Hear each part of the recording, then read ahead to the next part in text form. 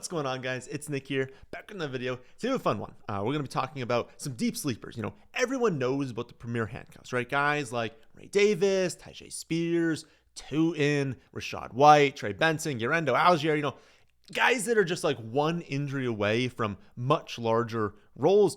But because everyone knows about them, you're not going to get them in the final round of your draft. So I thought it would be fun to put our thinking caps on, try and find some deep sleepers, guys no one is talking about who could gain steam if things go their way in August. Obviously, not guys that we're spending a 10th round pick on, right? But, you know, might be ones that are worth taking a shot on in the final round of your draft as an upside play.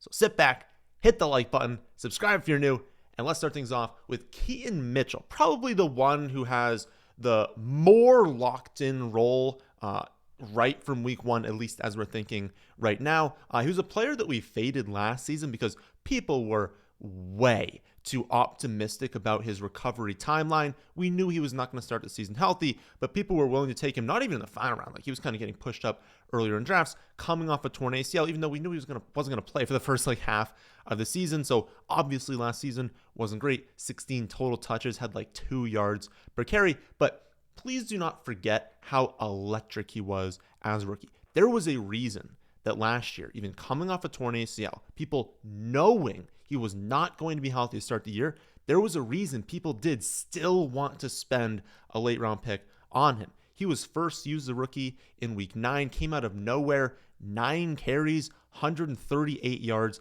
and a touchdown, and he proved to be too good to keep off the field from weeks 9 through 15. He averaged 8.4 carries per game, 1.3 receptions per game, 76.5 total yards per game, 8.4 yards per carry, 10.5 yards per reception.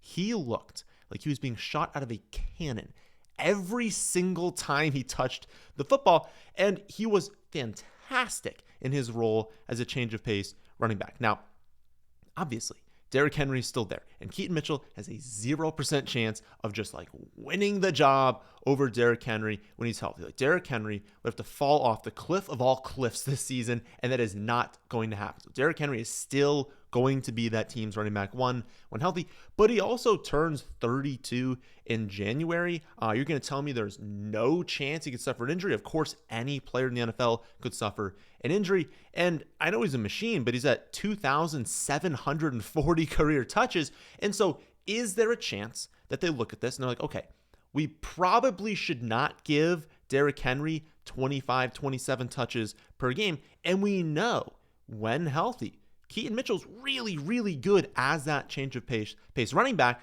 And so maybe they do give him a decent workload again. Probably not something that you're starting every single week while Derrick Henry's healthy, but there's a world where he gets in that range he was before. Maybe 8 or 9 touches per game. Maybe is explosive as that change of pace back. And then if there's an injury, he jumps up to what? 13 to 15 touches per game on an incredibly good offense at super high levels of efficiency. I mean, we're starting that every single week. So for someone that's going undrafted sometimes, but 18th round other times, he said about a month ago, he hit 22 miles per hour, said he feels better than he did in his rookie season. There's a lot of factors here where it's you've got a top 3 rushing offense. You've got a highly explosive backup, still young. He's already earned a coaching staff's trust before. So it's not us being ooh, he was good in college, maybe they'll use him. He already in the NFL as a rookie was used in a solid role on this exact team. That probably shouldn't be going in the final round of your draft. So that is a great pick later on. Moving a little bit further back, and I would say a lot of the other players in this list, a lot more needs to go right to go their way. But why not Elijah Mitchell? He was once breakout star on the 49ers, 1 year, $2.5 million deal, $1.35 million guaranteed. The rest is basically per game active bonuses. So every time he's active, gets a bonus. And then just incentives. So rushing yards, rushing touchdowns, playing time, incentives. And he's obviously had an up and down career, right? Comes out of nowhere in his rookie season, 1,100 yards, 6 touchdowns in 11 games. They really leaned on him when healthy. He had 20.5 touches per game across 14 healthy games that rookie season, including those 3 playoff games. But that's been the big issue, right? He's a great running back when healthy. But in his rookie season, he misses 6 games with a shoulder strain, a finger fracture, a knee injury, a concussion. Year 2, misses 13 games with a groin strain and 2 different MCL sprains. 2023, misses 3 games with knee soreness. Last season, misses the entire season with a hamstring injury. In my opinion, though, none of that should matter. Like, it literally doesn't matter at all. When you are in the 18th, 19th, 20th round of a draft, you're this late on as your last running back pick. Who cares if they have an injury history? This is someone that you're planning on cutting. This is someone who you're hoping does good, but you know nobody being drafted this late has locked in production. So, of course, if he had never gotten hurt, he'd have way better production. There's no way you'd be able to get him this late in draft. So, you really shouldn't be worrying about injury history this late on. And I still think that Elijah Mitchell has a ceiling. Pacheco was horrible when he returned last season.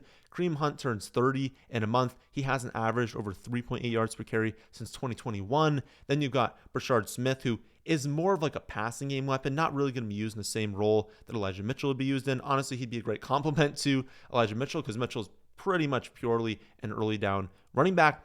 The hope is basically that Mitchell can beat up Pacheco. He can earn that, or Pacheco and Hunt, can earn that 1A job, can be used on early down for Kansas City. And you'd have an explosive running back on a really high-scoring offense that has touchdown upside, that has yardage upside. And you know what? Kansas City's never a team that's going to just like feature a running back. So they're going to have a rotation. They'll have someone used on third downs. That's not going to be Elijah Mitchell, even in the best-case scenario. But that could keep him healthy, right? He was getting hurt on San Fran because every time he finally came back from injury, they gave him 25 touches. And, of course, he started to break down at that. He's just not a running back that can probably handle that level of workload. But he's not going to get that on Kansas City. You're basically hoping he can be at 13 to 15 carries per game on a great offense, be highly explosive, and have touchdown upside on top of that. And I think that's absolutely within his range of outcomes, so probably shouldn't go in the final round of drafts. And he is someone that could be an August riser. He could also be an August fall. He could be someone that gets cut, doesn't play this season. But I think that if you kind of look through this backfield and you're like, okay, well, he's had very obvious success in the NFL. And you look at everyone else and you're like, there is no one here that's all that good, that is a locked and loaded starter. If he goes out there and he balls out in August, you better believe his ADP is going way up. Next one to watch is Ollie Gordon. He fell to the 6th round in the NFL draft this season, but I personally think the Dolphins got a steal. His last season in college wasn't that great, but please don't forget how good he was in 2023. The man was 7th in Heisman voting.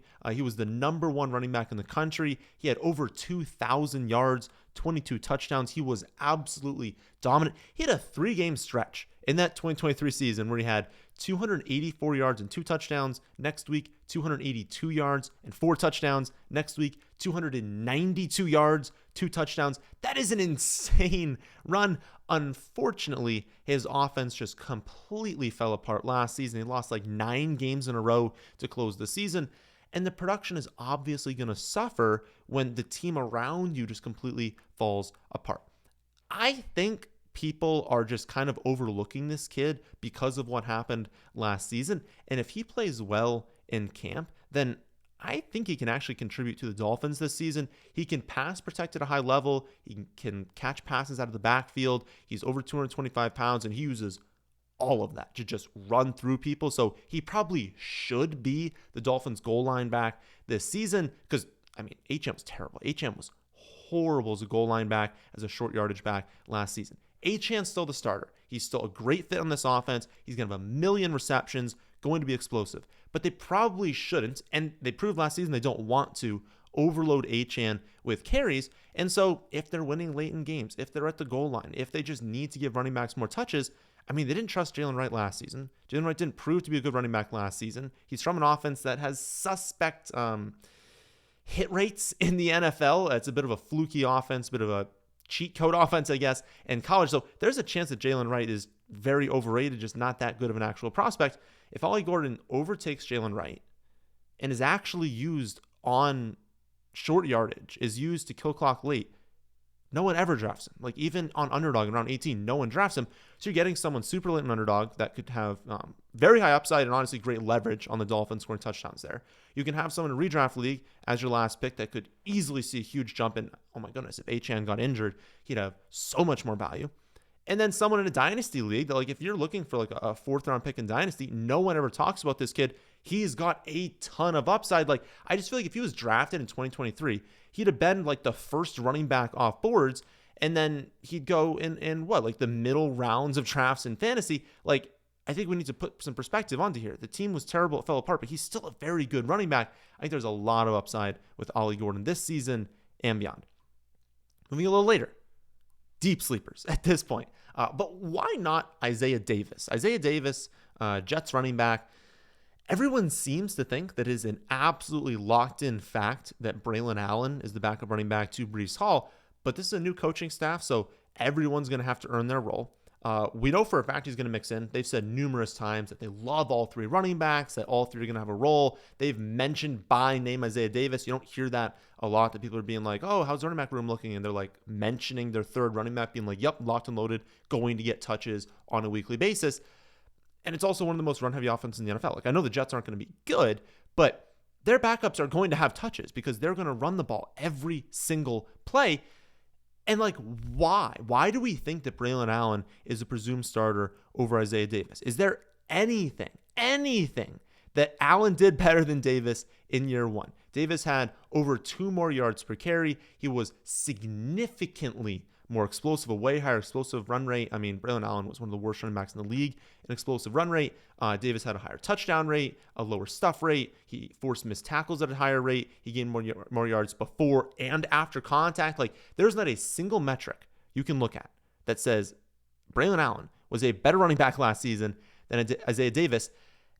And honestly, not even a single metric that proves that Allen is a very good running back. The only thing Allen has going for him is like, oh, he was young. Maybe he's still like developing, but he didn't look that good. It's not like he was a 1st rounder. He fell way further in the draft than people thought he would go. He was a late 4th round pick. Isaiah Davis was a late 5th round pick. There was 1 round separating these two. Like, what are we even doing here? Like, I'm not saying that Isaiah Davis is a lock to be the number 2 running back, but Braylon Allen was horrible last season, and everyone thinks he's the locked-in handcuff, where he goes in like the, not middle rounds, but like he goes in the range that the handcuffs go in, and then Isaiah Davis gets undrafted in like 98% of leagues. That split should be way closer, and I would not be shocked if come August, Isaiah Davis is running as that number 2 running back, and then everyone's like, what are we doing here? Forgot that he was actually very good last season on limited touches, but like still very good last season, and Braylon Allen was not good. I could easily see them flip-flopping in ADP, so there'd be a lot of value taking him in the opportunity right now. Again, though, I don't want to make it seem like Breece Hall is not the locked-in starter. He is, but in terms of like all the locked-in handcuffs go before you're going to take your last running back, and so if all of them are gone, Isaiah Davis could be a locked-in handcuff running back come August, and so being able to take him now gives you a lot of value. Final running back over today is Keaton Mitchell. He was a 7th-round pick by the Bears this offseason. This is probably the one I have the least confidence in, but one that I see a very clear path to production.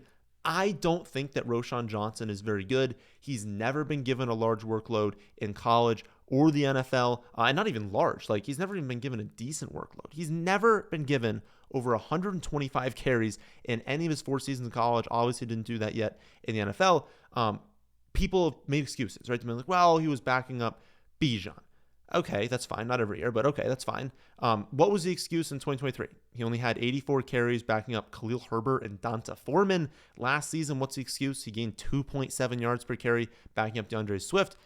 And if you look at his like actual volume by year from his first year in college through last season, his rush attempts per game have dropped from 9.5 to 8, 7.7, 5.4, and 3.9 last season. Like, every single year he is losing volume because every single year he's not productive, but every single year people just make excuses as to why he's not producing, and so we draft him again the following season. I don't know. Like, I don't think he's that good. Monangai, on the other hand, I don't know that he's going to be an amazing running back in the NFL, but he at least had college production, right? 1,262 yards, 8 touchdowns in 2023. Last season, 1,279 rushing yards, 14 touchdowns through only 11 games. He's also never fumbled in all 4 years of college. I don't know. I don't think Roschon's that good. I think Monangai can be good. And it's obviously an offense that I want the handcuff on, right? We've been thinking for a while that they're going to add another running back. We're like, they can't just go into the season with Swift, Roschon, and Monangai, right? Like that can't be their trigger going to the year. But every single day that goes by and they don't trade for or sign another running back increases the chances that they just never do so this summer.